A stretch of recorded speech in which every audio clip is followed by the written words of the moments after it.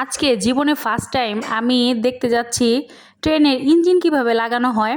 এটা কি আপনারা কখনো দেখছেন? যদি না দেখে থাকেন তাহলে আমার সাথে দেখতে পারেন। তো এই যে দেখতে পাচ্ছেন ইঞ্জিনটা কিভাবে লাগানো হচ্ছে। তো আজকে কিন্তু আমি যাব আমার সবচেয়ে পছন্দের একটি জায়গা, আর সেটা হচ্ছে সিলেট। তো এখানে দেখতে পাচ্ছেন ট্রেনের ইঞ্জিনটা কিভাবে লাগানো হচ্ছে। তো তারপরে কিন্তু আমরা রওনা দিব সিলেটের উদ্দেশ্যে।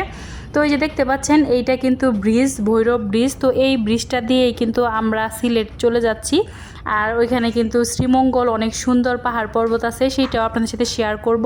তো আপনারা এটা উপভোগ করতে থাকুন।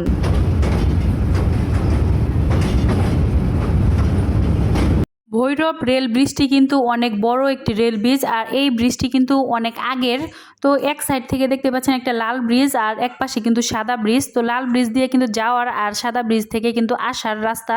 ট্রেন জার্নি আপনাদের কাছে কেমন লাগে? আমার কাছে কিন্তু অনেক ভালো লাগে। দেখতেই পাচ্ছেন ট্রেনের ভিতরে কিন্তু অনেক মানুষজন ছিল, আর সকলেই কিন্তু দেখতেছিল চারদিকের পরিবেশ। সিলেটে যখন আপনারা ট্রেনে ভ্রমণ করবে তখন কিন্তু বাহিরের যে পরিবেশ সেটা কিন্তু খুবই মনোরম, এতই সুন্দর যেটা আসলে বলে বোঝানোর মতো নয়। আপনারা যখন দেখবেন বা যাবেন তখনই কিন্তু এটা বুঝতে পারবেন, এত সুন্দর পরিবেশ আসলে অন্য কোনো জায়গায় গেলে পাবেন না।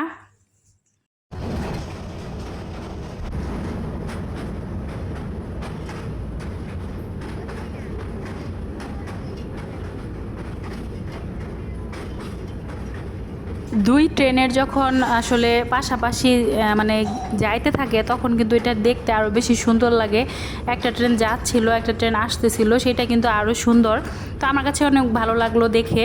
তো এখানে দেখেন অনেক মানুষজন, আসলে ব্রিজ মানেই কিন্তু অনেক সুন্দর। ব্রিজ আমার কাছে খুবই ভালো লাগে, আর বিশেষ করে রেল ব্রিজগুলা, ট্রেনে যখন আপনি ভ্রমণ করবেন তখন যে ব্রিজগুলো থাকে সেইগুলো দিয়ে যখন ট্রেন যায় তখন আসলে এটা অনেক খুবই ভালো লাগে আমার কাছে দেখতে।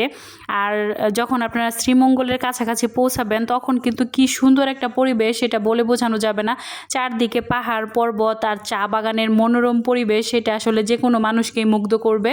তো আমি কিন্তু আসলে এই পরিবেশগুলাই দেখতেছিলাম। আমি কিন্তু একটুকু আসলে ঘুমাইনি। এই যে 6 থেকে 7 ঘন্টা জার্নি, এই জার্নিতে কিন্তু আমি একটু ঘুমাইনি।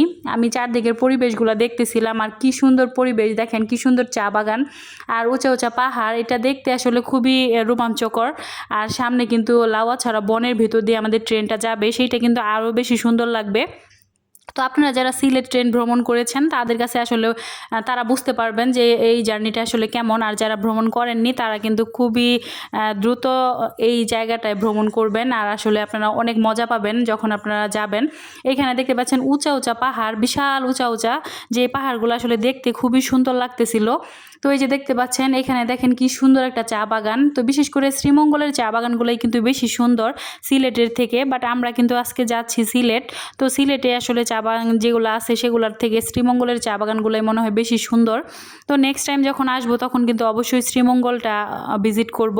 আর এখানে দেখতে পাচ্ছেন আমরা কিন্তু এখন শ্রীমঙ্গল পার হয়ে গিয়েছি, সামনেই কিন্তু আসলে সিলেট পড়ে যাবে। সবাইকে আমার নেক্সট ভিডিও দেখার আমন্ত্রণ রইল। সকলে ভালো থাকবেন, সুস্থ থাকবেন। আল্লাহ হাফেজ।